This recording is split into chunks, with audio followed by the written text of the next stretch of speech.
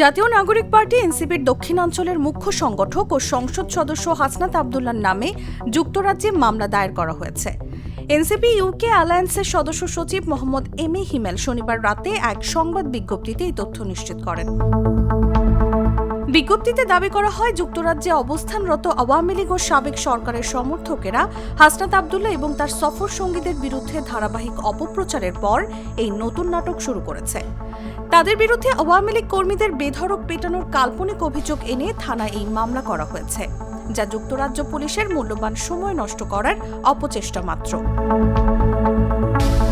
তবে বিজ্ঞপ্তিতে একটি চাঞ্চল্যকর তথ্য দেয়া হয়।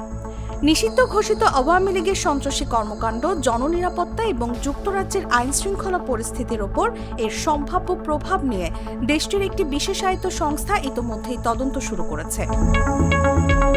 এনসিপি নেতৃবৃন্দ জানান, অক্সফোর্ড ইউনিয়নে হাসনাত আব্দুল্লাহর ঐতিহাসিক বক্তব্য এবং প্রবাসীদের সঙ্গে সফল মতবিনিময়কে ব্যাহত করতেই এই চক্রান্ত করা হয়েছে। তবে অতীতেও যেমন তারা ব্যর্থ হয়েছে, এবারও তাদের এই অপচেষ্টা চরমভাবে ব্যর্থ হবে। পুরো বিষয়টি নিয়ে এখন যুক্তরাজ্য ও বাংলাদেশের রাজনৈতিক অঙ্গনে ব্যাপক তোলপাড় চলছে। নিউজ ডেস্ক, জাগো নিউজ।